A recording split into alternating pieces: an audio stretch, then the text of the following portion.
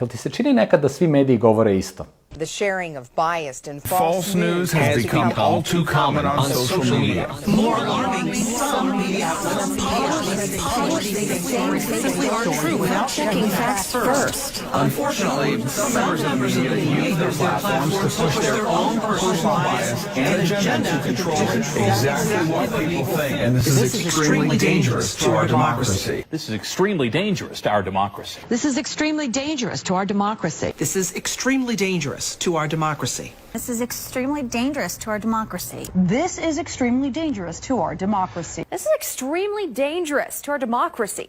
This is extremely dangerous to our democracy. This is extremely dangerous to our democracy. To jeste pretnja za demokratiju, ako ona u Sjedinjenim državama uopšte postoji, uzimajući u obzir ko su vlasnici medija i koje su veze istih sa vojno-industrijskim kompleksom. Zapravo, kada se samo te veze analiziraju, sve što se dešava u svetu postaje mnogo logičnije. Zaprati, lajkuj, podeli i ostavi komentar ispod kako bi što više ljudi videlo ovaj važan video i obavezno odgledaj do kraja, jer tiče se svih nas. 17. januar 1961. godine. Datum koji gotovo celom svetu ne znači baš ništa. Iako je to bio dan kada je svet dobio upozorenje. Upozorenje za nametanje volje američke ratne mašinerije svetu koje nas čeka. A to upozorenje nije izdao neki marginalni teoretičar zavere ili antizapadni fanatik. Upozorenje je izdao sam predsjednik Sjedinjenih Američkih Država Dwight Eisenhower u svom oproštajnom govoru. Now, this conjunction of an immense military establishment and a large arms industry is new in the American experience. The total influence, economic, political, even spiritual, is felt in every city, every state house, every office of the federal government. We must guard against the acquisition of unwarranted influence, whether sought or unsought, by the military-industrial complex. Ono što je Eisenhower hteo da kaže jeste da industrija naoružanja zavisi od federalne vlade u smislu da ne možeš ti kao građanin da naručiš balističku raketu ili nosača aviona. Samo država to može da naruči. I samim tim postoji ogroman interes vojne industrije da osigura svoj uticaj na svaku vlast. To se osjetilo već 1961. godine. Zapamti, to je deceniju i po nakon kraja Drugog svjetskog rata. Pre tog rata Sjedinjene države nisu imale trajnu vojnu industriju, a nakon rata je 3,5 miliona Amerikanaca ostalo trajno zaposleno u establishmentu odbrane. Već tada je Washington ulagao u vojno-industrijski kompleks više nego što su sve američke korporacije zarađivale zajedno. Vojna industrija postala je najveći biznis u Americi, ali za razliku od korporacije koje su morale da se izbore za profit na tržištu, proizvođači naoružanja su se borili za profit u američkom kongresu. I razumno je da u situaciji poput Drugog svjetskog rata, kada je svet na udaru nacizma i fašizma i kad je uostalom sama Amerika napadnuta od strane Japana, mada je Japance Washington provocirao naftnim embargom, ali to je druga priča, u takvim situacijama postoji objektivna potreba da se proizvodi naoružanje za ratna dejstva. Međutim, kada objektivne potrebe za ratovanjem nema, vojna industrija je u problemu. Mogu oni da plate kongresmene da ipak naručuju naoružanje, pa da ga bez realne potrebe proizvode, ali ono vremenom zastareva. Uostalom, dok se ne isproba na bojištu, ne može se sa sigurnošću proceniti koliko je ono efektivno. U nekom trenutku građani počinju da se bune. Zašto se toliko ulaže u vojnu industriju kad nijedna država nije napala Ameriku od Pearl Harbora 1941. godine? Zašto se ne ulaže više u to da svi Amerikanci imaju besplatno zdravstvo? Zašto se ne ulaže u infrastrukturu koja godinama postepeno propada? Zašto se ne ulaže više u obrazovanje? I tako dalje, i tako dalje, i tako dalje. I naravno, tu je najveća glavobolja za vojno-industrijski kompleks. Slobodno novinarstvo. Mnogi analitičari smatraju da je jedan čovek uspešno zaustavio američku intervenciju u Vijetnamu. Novinar Walter Cronkite. It is increasingly clear to this reporter that the only rational way out then will be to negotiate, not as victors, but as an honorable people who lived up to their pledge to defend democracy and did the best they could. 3 dana kasnije, tadašnji američki predsjednik Lyndon Johnson je objavio da se neće kandidovati za reizbor, a sledeći predsjednik Nixon je ubrzo povukao američke trupe iz Vijetnama. Cronkite je svako veče izveštavao o stravičnim posledicama američkog ratovanja u Vijetnamu, što po građane Vijetnama, što po američke vojnike, čiji su kovčezi umotani američkim zastavama u povratku s ratišta ledili krv gledaocima širom Amerike i podsticali masovne demonstracije protiv rata. Loše vesti za vojnu industriju. Posle tog rata je vojska promenila svoju strategiju. Umesto da novinarima daje širok pristup, kao što je bio slučaj u Vijetnamu, odlučili su da ga strogo kontrolišu. U prevodu, vojska će biti jedini izvor informacije za neki ratni sukob,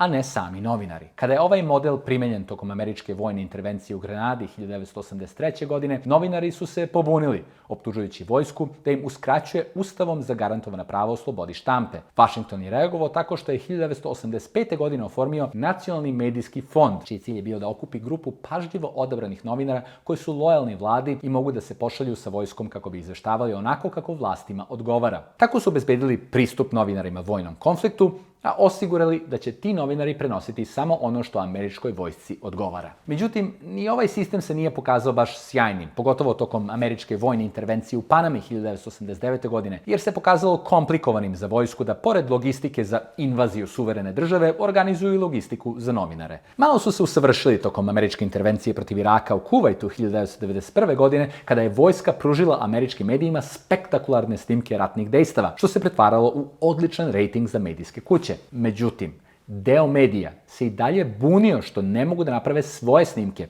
i nezavisno potvrde informacije koje im je vojska plasirala. Onda su mediji i vojska stupili u pregovore i kao rezultat se usaglasili oko dogovora ispisanog u izveštaju Principi medijskog izveštavanja o operacijama Ministarstva odbrane. Ono što je dogovoreno u tom izveštaju moglo se videti iz izveštavanja medija o ratovima u bivšoj Jugoslaviji. Mediji su suštinski bili ugrađeni u američku vojsku tokom operacije u Bosni i Hercegovini, što je zadovoljavalo medijske apetite, ali tokom NATO bombardovanja Savezne Republike Jugoslavije 1999. godine mediji su ponovo bili nezadovoljni, jer im ugrađivanje sa NATO pilotima nije donosilo zanimljive priče. Zapravo, u izveštaju Pentagona se pokazalo da je vojska zabrinuta što su pojedini novinari odlazili u Srbiju na lokacije gde je NATO izazivao, kako su je zvali, kolateralnu štetu. Milošević je omogućio zapadnim novinarima pristup ovakvim mestima i to je izazvalo pad entuzijazma američke javnosti za nastavak bombardovanja. I mislim da je u tom trenutku američka vojska odlučila da više neće da se zeza sa novinarima, da je vreme da kompletne medije preuzmu u svoje ruke. Tako su vojni podizvođači počeli da kupuju velike medijske kuće. Upliv korporativnog interesa u medijsku sferu homogenizovao je medijsku scenu do mere da 6 korporacija kontroliše 90% svih medija u Sjedinjenim Američkim Državama. Radi se o kompanijama Warner Brothers Discovery, National Amusements, Comcast, Disney, News Corp i Sony. A ko su vlasnici tih kompanija? Half of them are also, especially about 20 years ago during the Iraq War, half of them are defense contractors. So they're just using the news as marketing to start wars like the Iraq War. And then GE, which owned MSNBC, makes a tremendous amount of money. So much more money from war than it does from media. General Electric i drugi proizvođači oružja i ratnog materijala su tada sponzorisali i CNN, i CBS i ABC, sve velike medijske kuće. Voditelj MSNBC-a Phil Donahue, koji je smatrao da Amerika ne treba da napada druge države, vrlo brzo je naučio koja je kazna za takvo bogohuljenje. The biggest lesson, I think, is how corporate media shapes our opinions and our coverage. This was a decision, my decision, the decision to release me, came from far above. This was not an assistant program director who decided to separate me from MSNBC. They were terrified of the anti-war voice, and that is not an overstatement. Anti-war voices were not popular.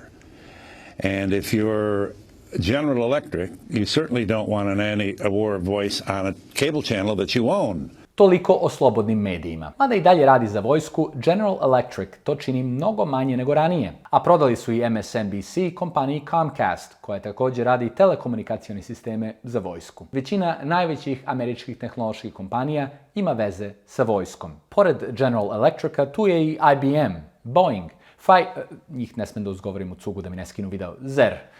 I druge kompanije koje uglavnom doživljavamo kao civilne.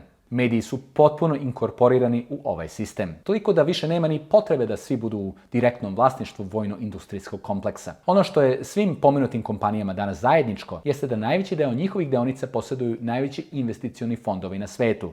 BlackRock, Vanguard i State Street. Ova 3 investiciona fonda drže najveći deo deonica u 500 najbogatijih američkih kompanija, uključujući i sve gigante namenske industrije, velike investicione komercijalne banke i medijske i hollywoodske producentske kuće. One zajedno kontrolišu oko $20 biliona u investicijama. Poređenja radi, američki BDP je $25 biliona. I pošto se ljudi u komentarima uvek svađaju oko ovoga, na srpskom bilion nije isto što i na engleskom billion. Mi to kažemo milijarda, a trillion kažemo bilion.